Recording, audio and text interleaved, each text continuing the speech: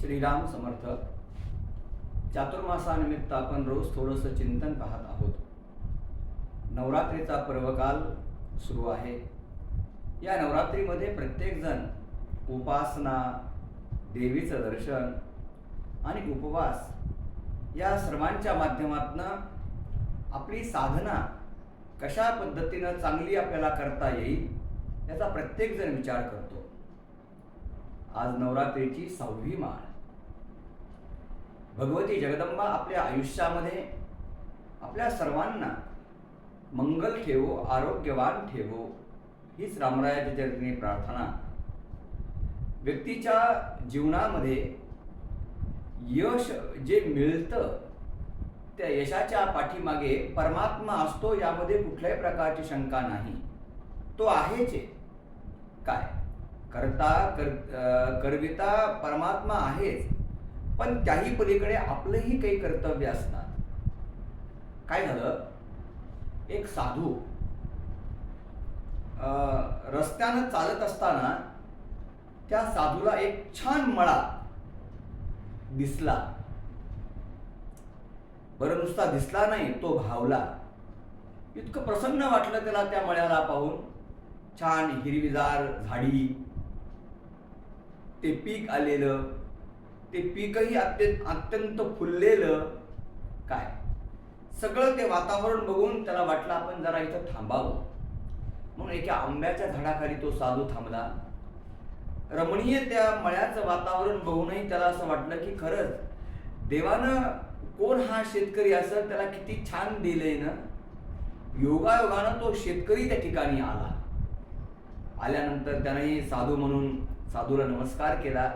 साधूना आशीर्वाद दिला की बाबा, खरोखर तू किती भाग्यवान आहेस की देवानं तुला हे सगळं दिलं. किती छान आहे नाही.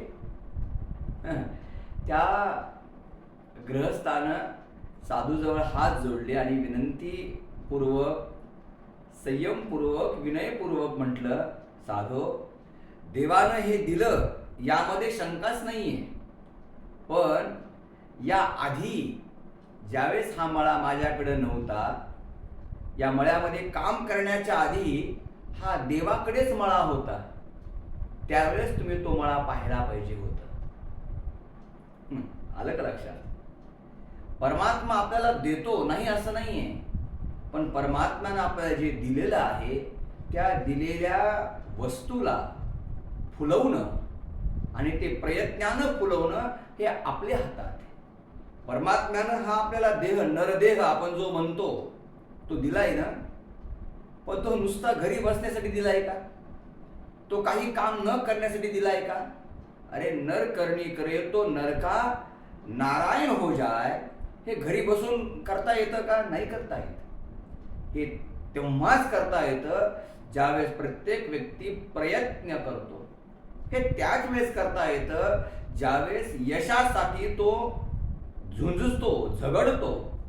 हे त्याच वेळेस करता येतं ज्यावेळेस समर्थपणे हे सगळं करण्याची क्षमता मनात ठेवून तो सतत येणाऱ्या चांगल्या वाईट गोष्टी ज्या असतात त्याचा सामना करत करत जो पुढे जातो त्याला जीवनामध्ये यश मिळतं आणि तेच तो फुलवण्याचं काम करतो. परमात्मा देतो आपल्याला, पण त्याला फुलवणं हे आपल्या हातात असतं.